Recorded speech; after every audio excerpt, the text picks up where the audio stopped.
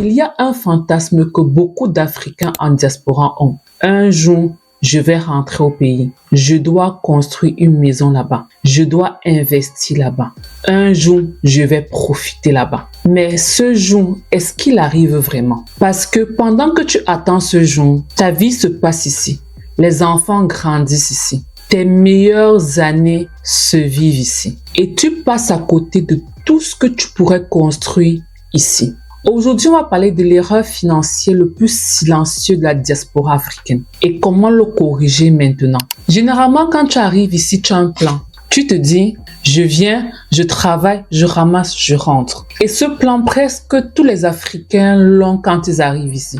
Que tu sois arrivé en étant étudiant ou que tu sois arrivé en étant un immigré. Que ce soit en Europe, que ce soit au Japon, que ce soit aux États-Unis, peu importe où l'Africain se trouve, l'objectif est d'arriver, travailler, amasser et rentrer au pays. Et ce plan semble généralement logique puisque tu viens avec un objectif. Mais voilà ce que ce plan ne te dit pas. Il ne te dit pas que pendant que tu amasses, pendant que tu travailles si dur, pendant que tu prends ces années pour te sacrifier, bosser comme un malade, pour objectif de rentrer au pays, tu vis dans un appartement tout petit. Tu ne profites pas réellement de ce que tu gagnes. Tu ne vis pas l'instant présent. Tu repousses ton bonheur à plus tard. Tu sacrifies en gros ton présent pour un futur incertain. Mais la question que j'ai envie de te demander aujourd'hui est, et si ce jour n'arrive jamais? J'ai vu des gens passer 20 ans en Europe, à vivre très modestement, à tout envoyer au pays,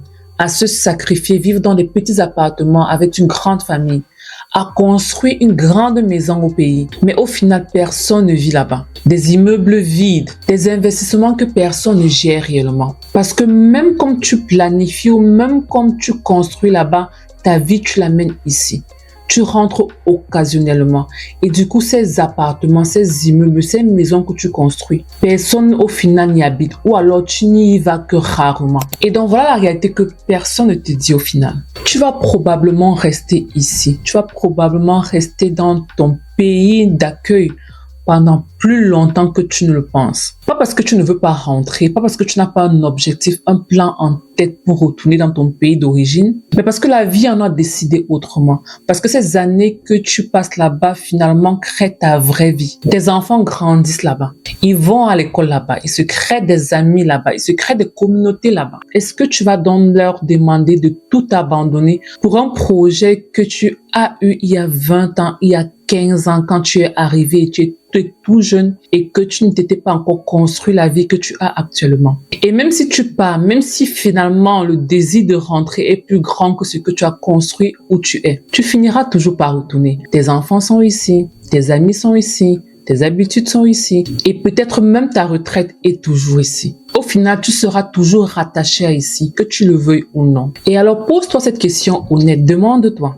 Au final, si je passe 20 ans, voire 30 ans de ma vie ici, est-ce que je ne mérite pas de passer ces 30 ans à bien vivre, à profiter aussi, à ne pas penser simplement au retour, mais à vivre l'instant présent où je suis? Bien sûr que tu le mérites. Tu mérites de vivre bien maintenant. Pas attendre de rentrer au pays avant de bien vivre, avant de profiter. Pas dans 20 ans, pas dans 30 ans, pas à la retraite, mais pendant tes beaux jours, pendant que tu es encore jeune, tu as du temps, tu as de l'énergie pour profiter de la vie. Pendant que tes enfants sont encore jeunes, que tu as encore le temps de passer des bons moments avec eux, pendant que tu as encore les ressources nécessaires pour vivre l'instant présent et pour bien vivre. Maintenant, parlons chiffres. Vous savez, dans mes vidéos, j'aime bien parler chiffres, j'aime bien parler de l'argent. Parce que cette mentalité a aussi un coût financier, un coût réel, qu'on ignore très souvent. Imaginons deux personnes qui arrivent aux États-Unis. Disons qu'ils ont 30 ans. Les deux gagnent à peu près 60 000 $ l'année. Ils ont un même point de départ. La personne A a la mentalité: je rentre au pays un jour, je fais tout, je bosse dur et ensuite je rentre dans mon pays, je rentre chez moi. La personne B a la mentalité: je construis d'abord ici, c'est mon quotidien, c'est ma vraie vie maintenant et puis après on verra. Et la personne A décide de tout sacrifier, de tout envoyer au pays, de ne pas investir ici. Il ne veut même pas connaître comment le système financier américain fonctionne. Il veut juste bosser, amasser et envoyer au pays. Et la personne B étudie le système, essaie de comprendre comment le système bancaire ou d'investissement aux États-Unis fonctionne.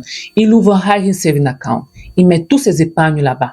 Il ouvre un 401k pour se préparer pour la retraite. Il ouvre un Roth IRA pour maximiser dans ses investissements. Il ouvre des brokerage accounts. Bref, il utilise au maximum les leviers ou les outils financiers pour non seulement gagner de l'argent, mais que son argent travaille de manière productive, même passivement. Disons qu'il investit $500 en bourse par mois. $500 par mois à taux de 7% de rendement sur 20 ans donne $260,000.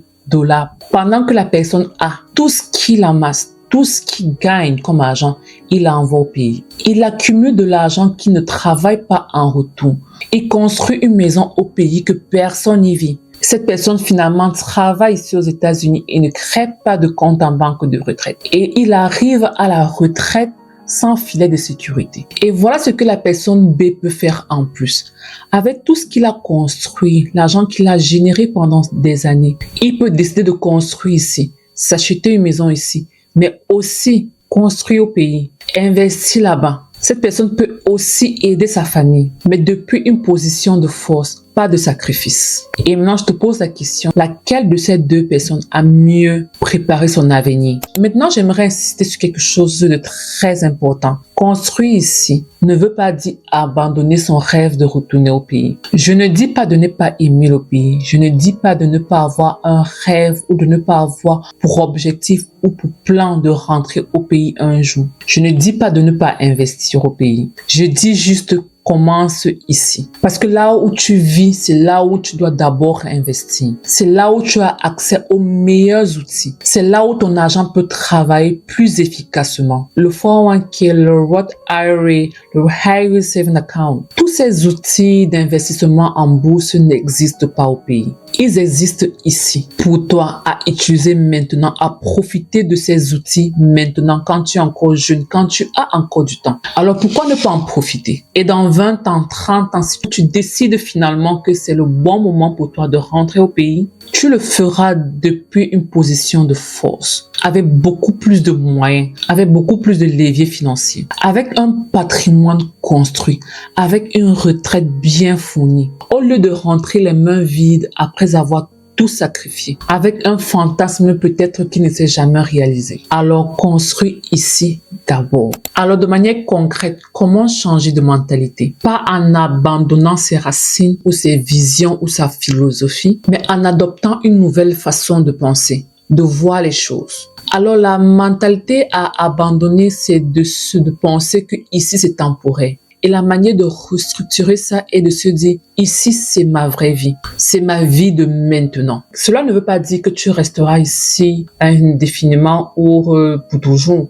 Cela veut dire tout simplement que pendant que tu es ici, tu vis pleinement. Tu construis intelligemment. Et tu prépares surtout un futur qui te donnera le choix. Un choix de rentrer depuis une position de force, mais aussi un choix de rester avec une vie bien construite ici.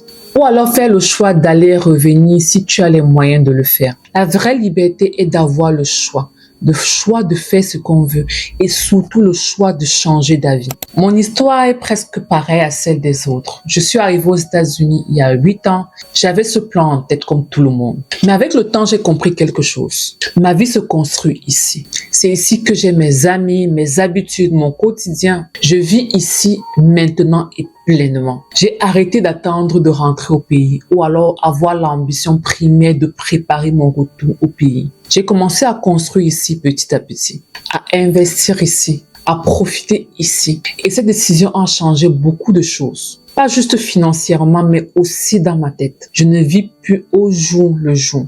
Je ne vis plus pour attendre de rentrer au pays.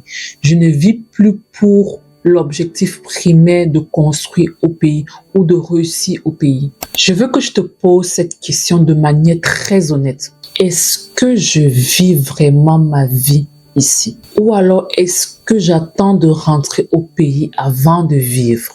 Et si ta réponse est j'attends d'eux? Pose-toi ces 3 questions ensuite.